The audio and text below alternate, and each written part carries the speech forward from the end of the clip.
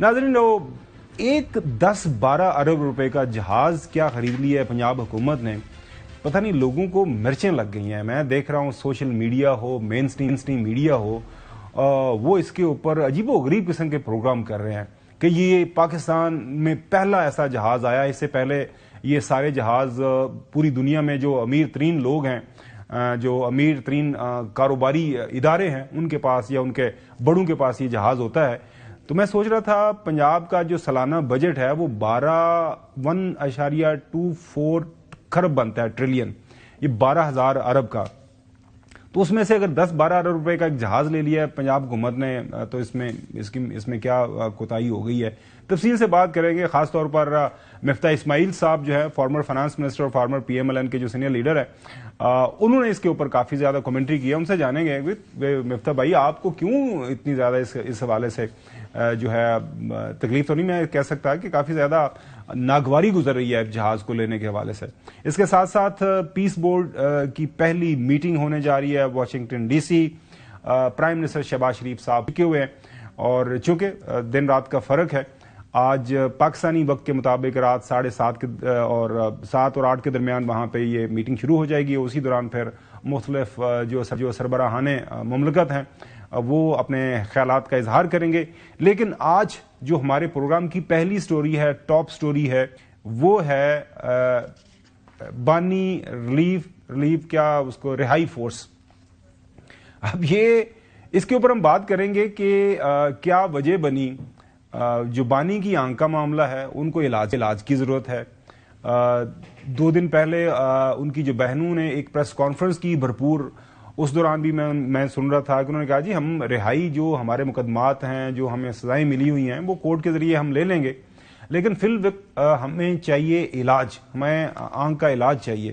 لیکن ہم نے کیا سنا، محترم جو افریدی صاحب ہیں، سہیل افریدی صاحب، انہوں نے ایک بیان دے دیا اور انہوں نے کہا جی ہم یہ اب جو گھی ہے وہ سیدھی انگلی سے نہیں نکل رہا تو انگلی ٹیڑھی کرنی پڑے گی، تو ہم ایک جو بانی PTI رہائی فورس کے قیام کا اعلان کرتے ہیں. یہ کس طرح کام کرے گی، پہلے سب سے پہلے ان کا جو اعلان ہے رہائی فورس وہ سنیے گا. تمام آئینی قانونی جمہوری راستے اپنانے کے بعد ہمارے ساتھ ایسا رویہ رکھا جاتا ہے کہ میرے لیڈر میرے قائد جناب عمران خان صاحب کے لیے ان کے ذاتی معالجین کو نہیں چھوڑا جاتا. تو مجھے لگتا ہے کہ گھی سیدھی انگلی سے نہیں نکلے گا، ابھی انگلی توڑی ٹیڑھی کرنے پڑے گی. اس لیے آج میں اعلان کرتا ہوں کہ میں اسٹریٹ موومنٹ کی تیاری کے لیے عمران خان رہائی فورس کا اعلان کرتا ہوں، جس میں پاکستان کے تمام نوجوان، میرے بھائی میری بہنیں اس میں شریک ہوں گی. اس میں ہم ممبرشپ کریں گے اور جس دن انشاءاللہ تعالی ہم عمران خان صاحب کو رہا کریں گے، اس دن عمران خان صاحب ان کا شکریہ ادا کر کے اس کو ڈیزالو کر دیں گے. ان کا کام یہیں تک ہوگا. میں صدقے ہی جاواں، مطلب وہ چوہی صاحب کہتے ہیں کہ اگر چوہی صاحب تسی کی کہندے ہو اگر خواہشاں گھوڑے ہوندے تو کوئی پیدل نہ چلدا. اینی ویز کوئی پیدل نہ پھردا. شفیع جان صاحب ہمارے حسن ایوب صاحب کے محترم دوست، فیوریٹ آپ کے، اچھا جی فیوریٹ جو ہیں، وہ ایکسپلین کر رہے ہیں جو اس کا یہ جو فورس بنی ہے وہ کس طرح بنے گی، کس طرح کام کرے گی، کیا طریقہ کار ہوگا. علامہ صاحب جب سپریم کورٹ سے باہر نکلے انہوں نے اعلان کر دیا کہ دھرنا ختم، ایک تو رمضان، ٹھیک ہے، دوسرا ہم پوری تیاری کے ساتھ اب آئیں گے. اب جو عمران خان رہائی فورس جو بننی جا رہی ہے، اسٹریٹ موومنٹ کی جو ذمہ داری سہیل افریدی صاحب کو عمران خان صاحب نے دی ہے اور جس طریقے سے اس نے اس کو لیڈ کیا ہے، سندھ، پنجاب، خیبر پختونخوا سب آپ کے سامنے ہے. اب جو یہ فورس بنی گی نوجوانوں کی، اب اس کے ساتھ ہم واپسی کریں گے. چلو عمران خان صاحب، علیمہ خانم صاحبہ کا ایک جو لیٹسٹ بیان آیا ہے وہ کہہ رہے ہیں کہ ہمیں کچھ نہیں چاہیے، ہمیں صرف علاج چاہیے اور شفا انٹرنیشنل ہاسپٹل کے اندر علاج چاہیے. آپ نے جو ظلم کر چکے اس کی معافی طلب ہے کہ آپ فوراً عمران خان کو شفا انٹرنیشنل میں شفٹ کریں. ان کے سارے ٹیسٹوں، عمران خان کی فیملی اور ان کے اپنے ڈاکٹرز کی موجودگی، ڈاکٹر اندر بھیج دیے پرسنل ڈاکٹرز کے بغیر. فیملی ممبر جو ڈاکٹر ہے ان کو بھی نہیں جانے دیا. ہمیں یہ خدشات کیوں نہیں ہوں گے؟ کیا وجہ ہے کہ فیملی کو نہیں ملاقات کرنے دے رہے؟ کیا وجہ ہے عمران خان کے چیک اپ نہیں کروا رہے؟ ہماری گورنمنٹ کو کہیں گے عمران خان کے ساتھ اگر آپ یہ کریں گے وقت مشکل آپ کے لیے ہو جائے. جی صاحب، میرے جو آپ کے سامنے 2-3 سوالات ہیں، معروضات ہیں، گزارشات ہیں، ذرا تحمل سے سن کے اس کے اوپر کامنٹ کر دیجیے گا. مسئلہ ہے آنکھ کا. آنکھ کے علاج کے لیے جو گھر والے ہیں ان کی بہنیں وہ کہہ رہے ہیں کہ ہمیں ہمارا جو مرضی کا تسلی کا ڈاکٹر ہے وہ ایک دفعہ دیکھ لے, بتا دے کہ ان کی کیا حالت ہے. ان کی جو ذاتی معالجین ہیں وہ بھی یہی ریکویسٹ کر رہے ہیں.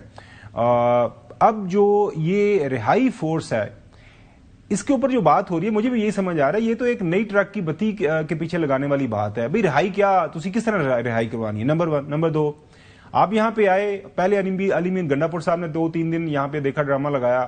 وہ اندر جاتے تھے کے پی ہاؤس, وہاں پہ چائے شائے کھانے شانے کھا کے باہر آ کے مونچھوں کو تاؤ شاؤ دے کے وہاں پہ بیٹھ جاتے تھے, انٹرویو دیتے تھے. کی ہو رہا جی؟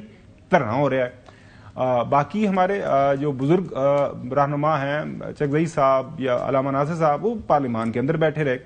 اب کچھ 94-95 قریب ان کے ایم پی ایز ہیں کے پی کے اندر. مجھے تو یہاں پہ 10 اکٹھے ایم پی ایز نہیں نظر آئے کسی جگہ کے اوپر وہ دھرنا دیں. 100 سے زیادہ ان کے ایم پی ایز ہیں پنجاب میں, مجھے تو نہیں نظر آئے. ٹوٹل اگر حساب لگائیں کو 300 کے قریب ان کے پارلیمنٹیرینز ہیں نیشنل اور پروونشل سطح کے اوپر, مجھے تو کوئی بندہ نظر نہیں آیا. تو یہ عوام کو بیوقوف بنانا چاہتے ہیں, پھر یہ کہتے ہیں جی سانو سوشل میڈیا کچھ نہیں کرنے دینا.